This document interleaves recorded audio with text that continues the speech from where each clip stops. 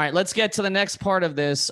We have talked about Collin Sexton before. Feel like this has been building, but there's more and more chatter that's out there lately. The latest that came out the past 24 hours is that stuff started to surface from Cleveland directly. And having spent a year in Cleveland and getting to know some of the reporters there, I can tell you that Jason Lloyd is as good as it gets. He's always been plugged in with the organization. He's thorough. He doesn't just throw stuff out there. And he's been out there over the past, say, 12 to 24 hours tweeting about the idea that he thought that Collin Sexton would probably get an extension this summer, and now he has come to believe that he will not. Jason doesn't throw this stuff out kind of haphazard, willy-nilly, any of that stuff. That's because he's getting information. He's not going to end up being wrong. Okay, I can tell you from being around. There are good reporters I trust, and then there are reporters that just tack on names to our reports. Jason Lloyd is the former, not the latter. So that's coming out of Cleveland right now. But Adam, I want to go to you too, because we've reported about a lot of this stuff with Sexton. How would this look, and what are you hearing? So, I mean, there's always three parts to every trade. You have the Heat, you have the player, and you have the other team. And from what I can see as of the past 24 hours, I think all indications are that the Heat are interested and the player is interested.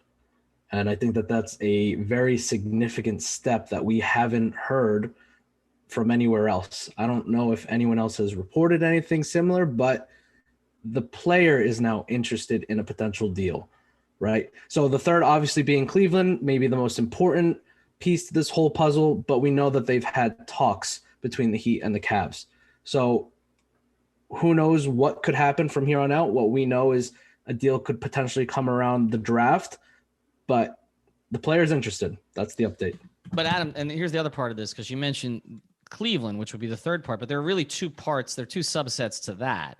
There's, are they interested in moving the player?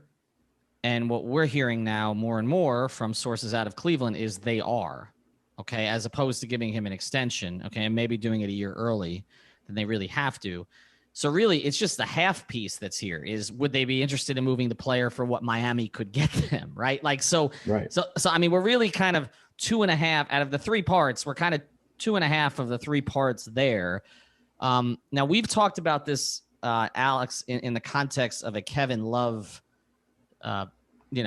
trade. And Greg's making a face here, and that's kind of how I feel too. But like, of him coming back. But let's say it is just Hero and Sexton as the primary pieces of this. Are you comfortable with that? Yeah, I'm absolutely comfortable with that. I almost think just without having heard what Cleveland will be looking for in this type of deal, knowing that they probably want to move on from Sexton in order to avoid having to pay him big money, I was kind of thinking they would be asking for more than one guy. So if you're saying just Tyler and not, a deal involving Tyler, Precious, maybe something else to just kind of sweeten it, because it seems like Sexton is a better player right now, then yeah, I think it's a deal worth having. Not that it's an easy decision. That's not what I'm trying to say, but I'm definitely comfortable with it. I think Sexton is somebody who fits into both windows. Like we like talking about both timelines. He's somebody that would help them now, whether you pair him with another guard or not, and somebody who will help them down the line because he's still young enough and will help them with Bam. So I think I'm definitely comfortable sending Tyler to Cleveland for Sexton. And I'm not trying to talk down on Tyler, man. I still believe in him. I still think he's going to be a pretty good player in this league. Like I talked about before, it's a fork in the road. And the Sexton thing is one that it makes a lot of sense if it happens to go down. But here's the thing about it, and I'll go to Adam or Greg, either of you can jump in on this. The reason it makes sense for Cleveland is it's basically buying them time. They have more time to decide what to do with Hero than they do deciding what to do with Sexton. He's also a player who has a profile already, so he's easy to sell to fans who don't want a constant churn there, right? But from Miami's perspective, you got a player who's more ready, who, and let's just be straight about this, has more of a Jimmy Butler mentality than maybe Tyler displayed to the organization this year. I mean, I'm just going to put it out there. We've discussed it before, right? So, I mean, I'll Adam, Greg, I'll let you jump in on it. But from both sides, I mean, I would understand why Cleveland might want more, okay? And maybe some of these players we talked about in the first half of the episode, Precious, KZ, could be the more. Maybe it's worth them taking a project flyer on a player like that, right? But I can understand why what might make sense for both sides, even without the Love piece. Yeah, no, I think actually Kevin Love is a deal breaker for Miami. I kind of poked around on this after the game last night, and I didn't hear great things. And so I don't know that they're going to use all of their flexibility on a Love Sexton package. And there's other teams out there with cap space that need to get to salary floors that could probably pull together a package and still have assets left in the tank, whereas Miami won't. They can't like just throw a 2028 first round pick in that deal to get it done. Like they're just not in that place. So I feel like Sexton Hero is an interesting one for like when we just talk about the best player in the deal, 1-for-1 kind of swap. It pulls back Cleveland's timeline. So I really like the idea. And like, this is what I was going to say, and I'll just end it here. Adam, you can jump in if you want, or anyone can take it. But like, who do you guys think Jimmy would rather have on the team? Oh boy. I'll let you go. I don't know. That's a good question. I'm gonna just plead the fifth on that one. But I don't know. I think it's a tough deal for me because there's a clear and obvious reason as to why the Cavs are moving him, and it's because of money, right? And every team knows that. So why are you offering your best assets? That's the first point. A good point. The second point is, are we sure? Well, Adam, before you get to point two, I mean, the reason you're offering it is because this is not in a vacuum, right? Like this is not, you're not the only team that might have interest in a guy whose shot profile is 49-39, with high scoring volume, right? Sure. I mean, and the right work ethic seemingly, right? Like who just needs to basically be put in a better system and coached up a little bit. But to me, this feels like an NFL deal where you're trading for the right to pay him. So that's why I see it a little bit as a devalued asset. And I get that in the future, if you pay him whatever he wants, and what we've heard is that he wants the max. If you pay him that max, that's your team. I mean, maybe in that first year it's not worth it, and he'll still be a devalued asset. That's your team in the Jimmy Butler era. Are you going to use your Tyler Hero chip on that?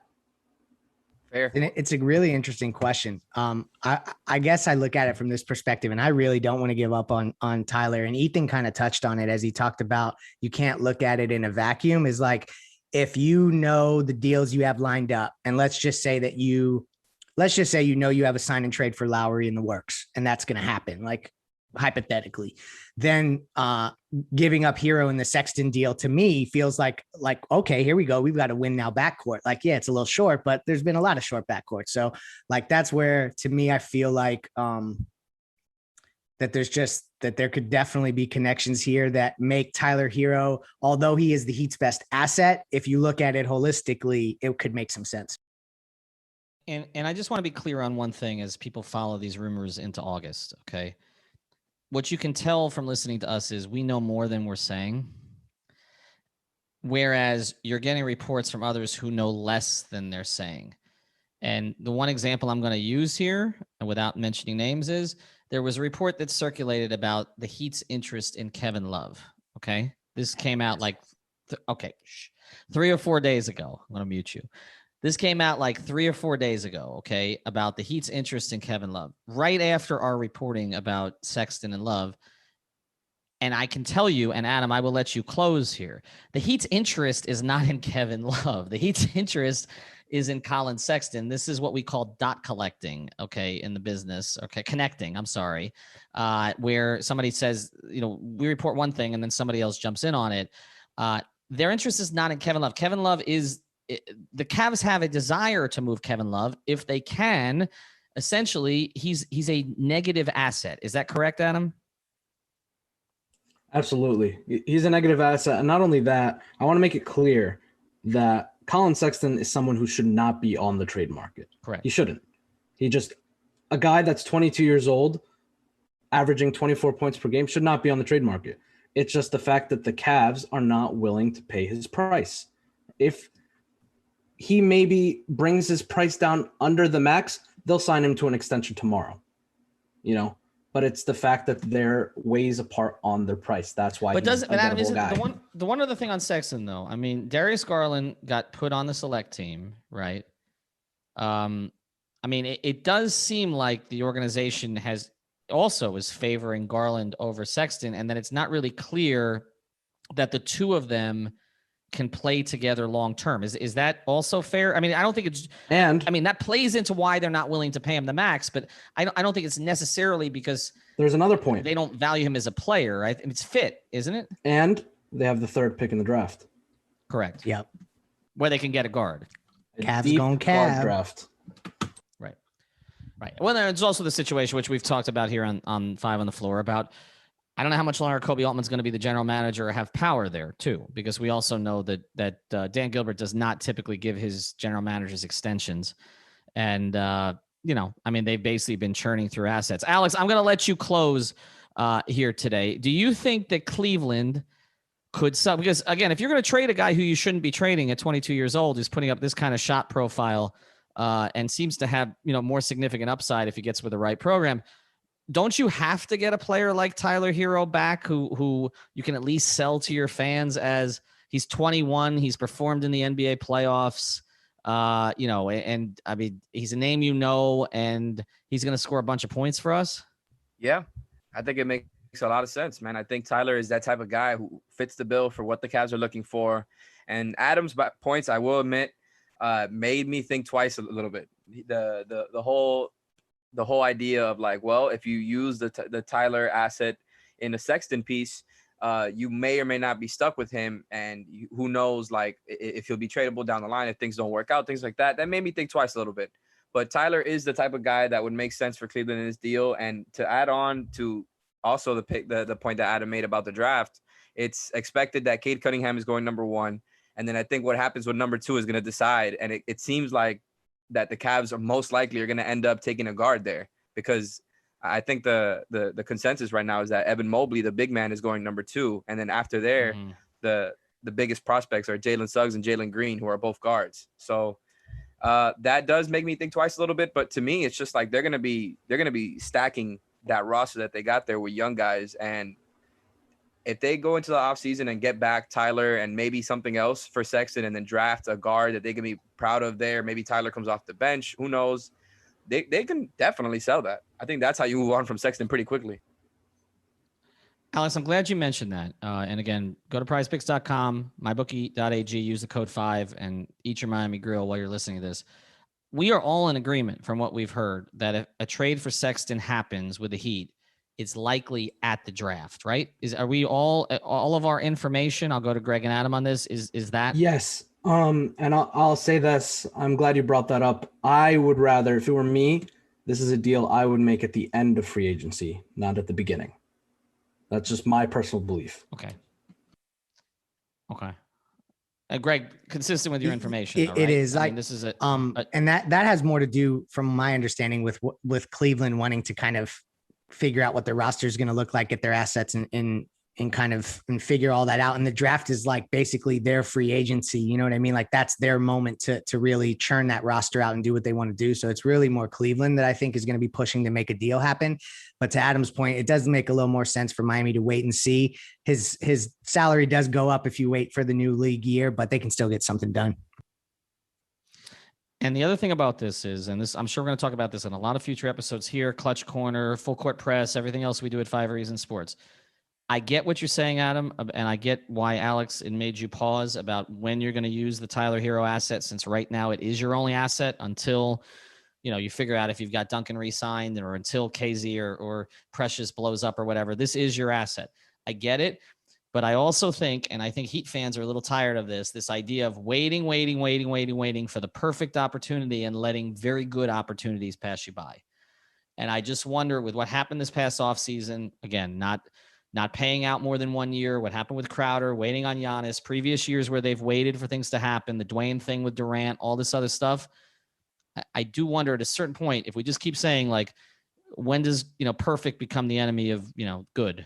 And at some point it's like, if Tyler Hero is not going to be a big part of your Jimmy Bam core, then at a certain point, I think you've got to cut bait and say, we're going to upgrade here. We're going to speed the timeline. And even if we look back and in 3 weeks, somebody else pops open and we're like, damn, we wish we had the Tyler piece, we're not going to look back. I think that may be where we at. I know we could do another 45 minutes on that particular topic, so we'll save it for another night. Again, check out mybookie.ag, prizepicks.com. Use the code 5. And thanks again to Miami Grill. We'll be with you here all week.